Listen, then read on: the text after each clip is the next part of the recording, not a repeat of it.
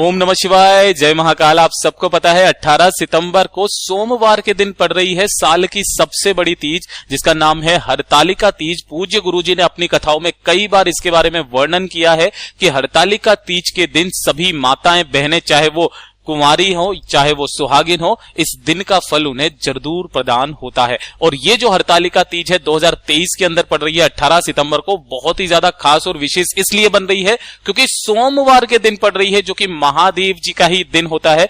पूज्य गुरुजी की कथा से सुनकर के और समझ करके एक बहुत ही आसान सा उपाय आप सब लोगों को करना है।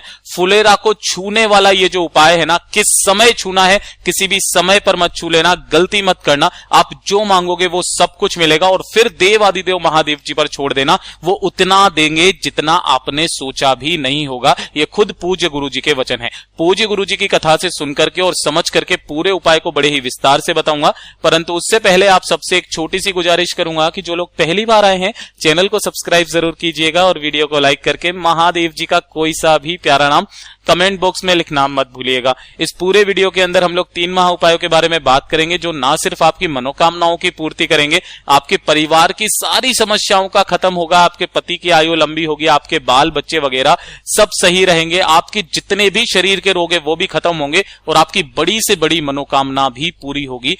ध्यान से सुनना, समझने की कोशिश करना। जो ये हरतालिका तीज का दिन होता है ना, ये मैया पार्वती जी और भगवान महेश जी को समर्पित होता है। इसी दिन इन दोनों का मिलन हुआ था। कहा जाता है कि मैया पार्वती जी ने घोर तपस्या करके महादेव जी को अपने वर के रूप में पाया था।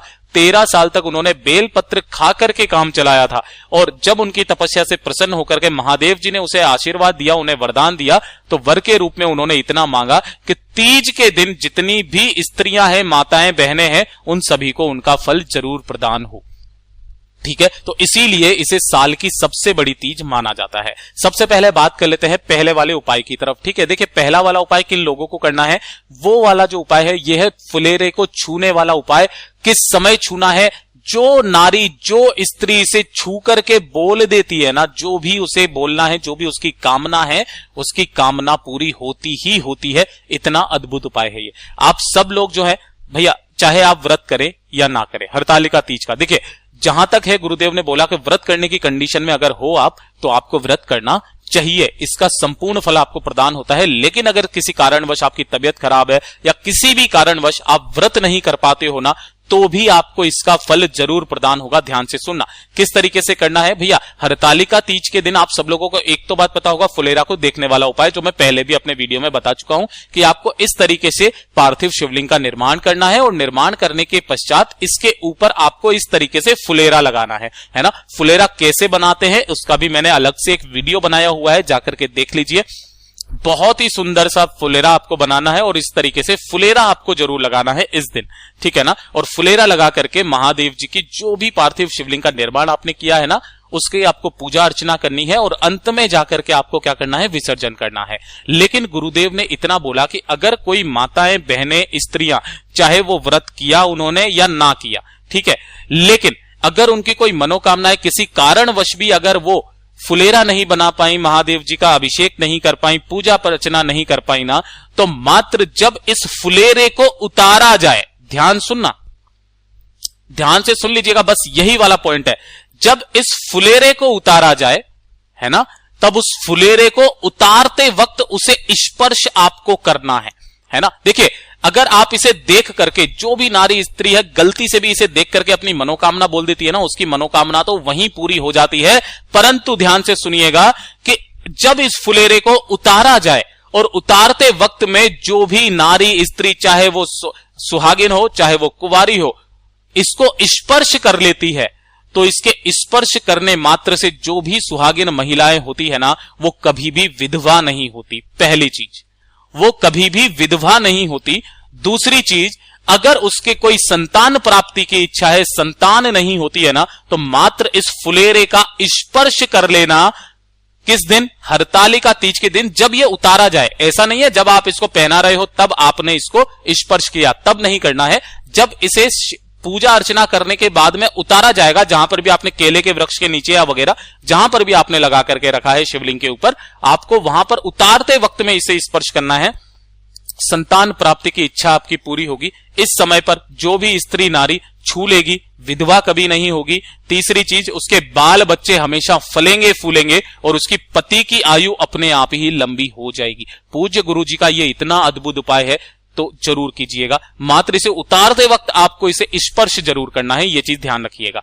अब बात कर लेते हैं दूसरे वाले उपाय की तरफ, ध्यान से सुनिएगा। देखिए, इस वाले उपाय को पूज्य गुरुजी ने बड़े जोर करके बताया था कि अगर कोई सी भी स्त्री नारी, चाहे वो सौभाग्यवती हो, चाहे वो सुहागिन हो, चाहे वो कुंवारी हो, ध्यान से सुनिएगा कि अगर उनके किसी भी तरीके का कोई रोग है, जैसे कि स्त्रियों के काफी सारे रोग होते हैं, कमर से लेकर के एडी तक के जितने भी रोग होते हैं ना, वो सारे रोग खत्म हो जाते हैं। 2 उपाय पूज्य गुरुजी ने बताए इस दिन करने वाले।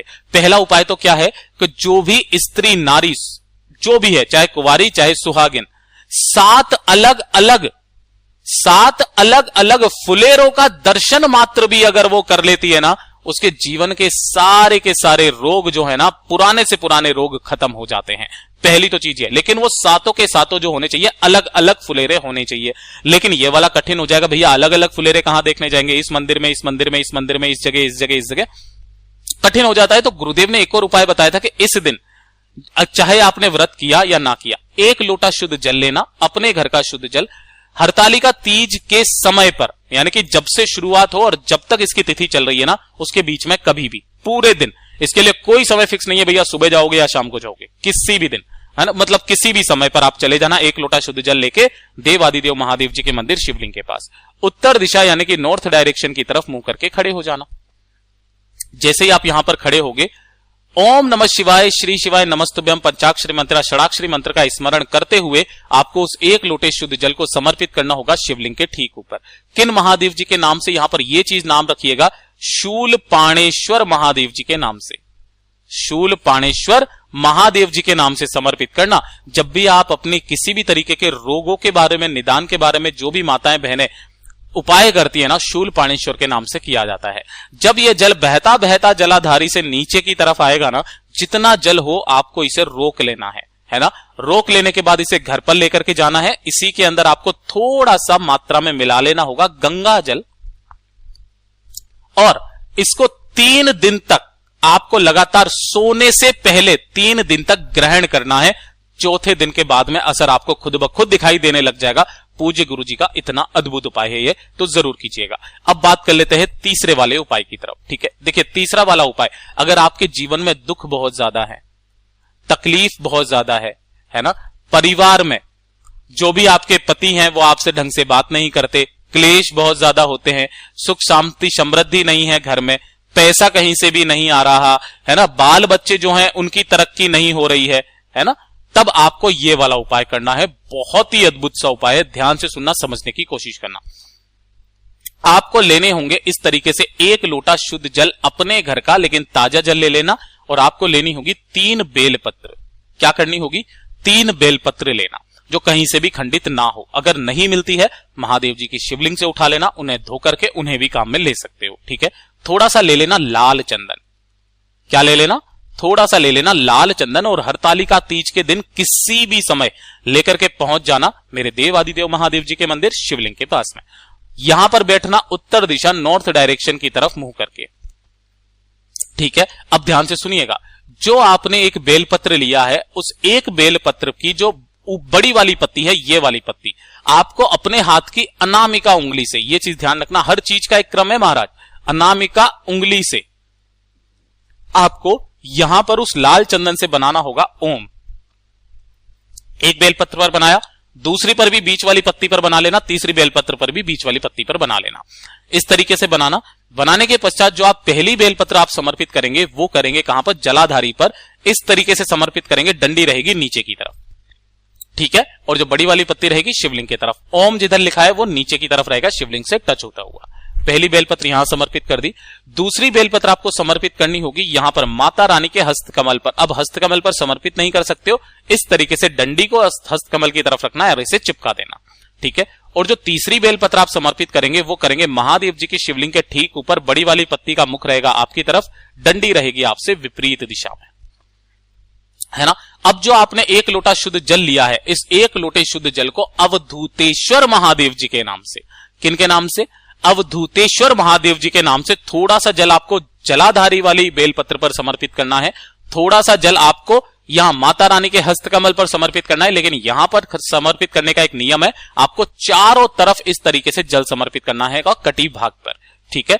और फिर अंत में जाकर के महादेव जी की शिवलिंग पर उसी एक लोटे में से आपको तीनों जगह पर जल समर्पित करना होगा, ओम नमः शिवाय, श्री शिवाय नमस्तुभ्यम का स्मरण करते हुए। उसके बाद अपनी झोली पसार करके हाथ जोड़ करके महादेव जी का आपको अनुष्ठान करना है, और उसके बाद में आपकी जो भी कामना है वो बोल करके वापस घर की तरफ चले आ जाना है। हरतालिका तीज के दिन किया हुआ चाहे कोई सा भी उपाय क्यों ना हो, उसका सभी माताओं बहनों को 100% फल प्रदान जरूर होता है। पूज्य गुरु जी के ये सभी उपाय बहुत ही ज्यादा खास और अद्भुत है, जरूर कीजिएगा। वीडियो अगर पसंद आया हो तो लाइक जरूर करना, साथ ही साथ चैनल को सब्सक्राइब जरूर कीजिएगा। मैं मिलता हूं आपसे अगले वीडियो में, तब तक के लिए ओम नमः शिवाय, जय महाकाल।